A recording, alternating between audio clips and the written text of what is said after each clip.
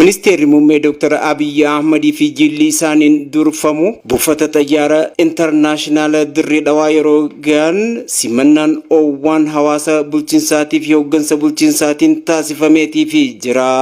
Ministeerri muummee Federii Dr. Abiy Ahmed fi jilli isaaniin durfamu indaastirii oomishoo meeshaalee alaa galfaman oomisha biyya keessaatiin bakka buusuu danda'an kan akka warshaa zayita nyaataa AMA naannoo zoonii indaastirii dirree dhawaatti argamuu daawwatanii jiran.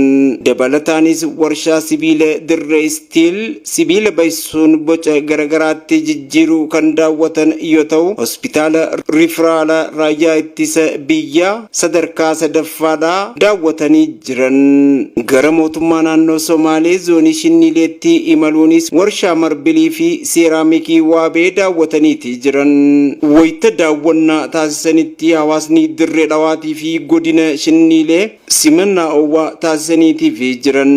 Muummee ministeera Federiitii fi gifti duree Zinnaash Taayyaachoo dabalatee itti aanaan muummee ministeera obbo Tamasgan Xuruunaa, ministeerri qonnaa Dr. Girmaa Amantee, ministeera bu'uuraalee misoomaatii fi misooma magaalaa addee caaltuu isaanii, ministeerri barnootaa Dr. Birhaanuu Naggaatii fi hooggansii ol aanoo naannolee, pireezidaantii naannoo Oromiyaa obbo Shimallis Abdiisaa, pireezidaantii naannoo Hararii obbo Ordiin Badriitii fi hooggansii ol aanoon federaalaatii fi naannolee daawwannicha irratti kan argaman yoo ta'u, hooggansii bulchiinsa dirree dhawaa kantiibaa bulchiinsa dirree dhawaa obbo Kadir Joharii fi afyaa'ii mana marii bulchiinsa dirree dhawaa aadde Fatiyaa Aadanii fi hooggansii ol aanoon bulchiinsaa daawwannicha irratti argamaniiti jiran.